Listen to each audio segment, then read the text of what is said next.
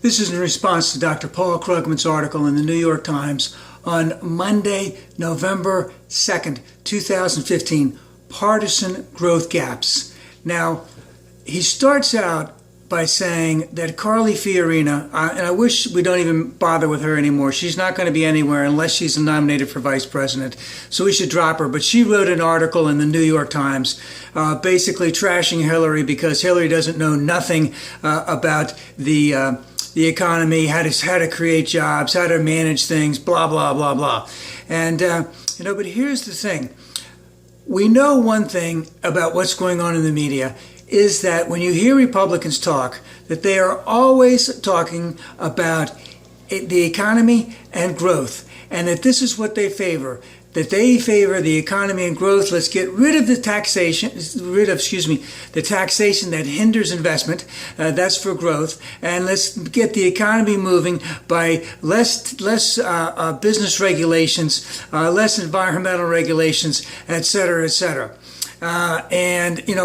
But what has really gone on in terms of what has happened since 1947 in terms of the growth rate in terms of GDP under Democratic administrations and under Republican administrations. So we're going back almost 70 years.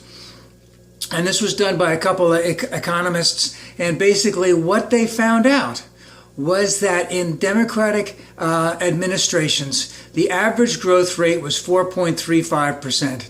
And for the Republicans, the average growth rate was 2.54%. So almost 2 full points higher from a Democratic administration as opposed to a Republican administration. Where'd that come from? I mean, who knows?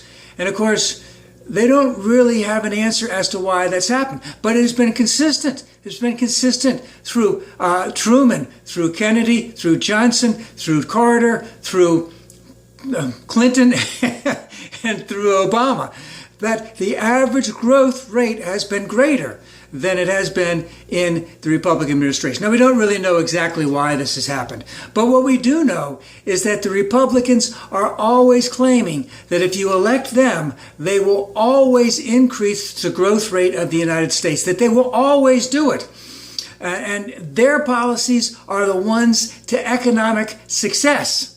And it just doesn't quite happen that way. Now, I would say, my humble opinion, 70 years monitoring Democratic administration versus Republican administration, we would see that these things would level out, possibly, or that it has been a long enough time that there has been recessions in both Democratic and Republican administrations, but then growth in both Democratic and Republican administrations. So if you look at it one way, the Democrats must be doing something right. Now, in terms of what the Republicans are talking about, they love Ronald Reagan. They just have this unbelievable mental orgasm when it comes to Reagan. Now, if I remember correctly, Reagan in his 8 years created about 16 million jobs. And during the Clinton years, he created about, 22 million jobs. And so in terms of the economic growth rate and in terms of jobs, Bill Clinton, beat Ronald Reagan hands down. Now remember, the Republicans don't ever want to admit that Ronald Reagan increased taxes 11 times. And they always want to point out that Clinton increased taxes. And remember, Clinton did increase taxes, I believe it was 1993.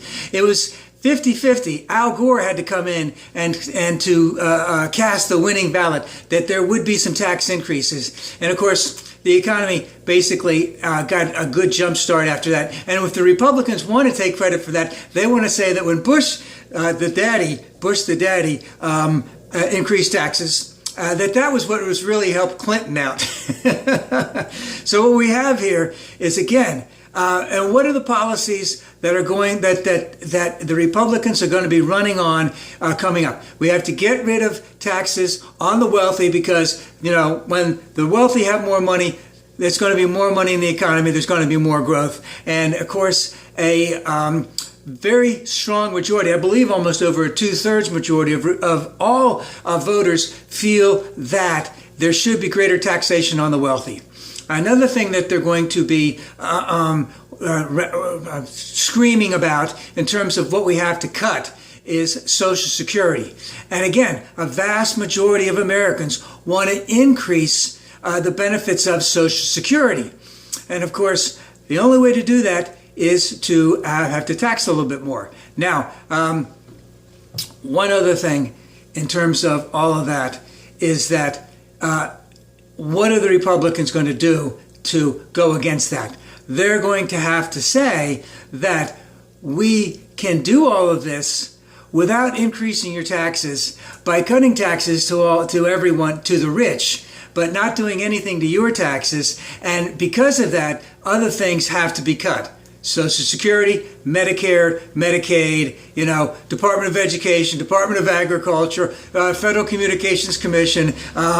What's the other one that I don't hope they ever do? Securities and Exchange Commission. They need to get rid of all that, so that the wealthy can have their money. It'll be a big contrast. I hope that everything is going to be working out in the Democrats' favor. They need to pound this day in and day out.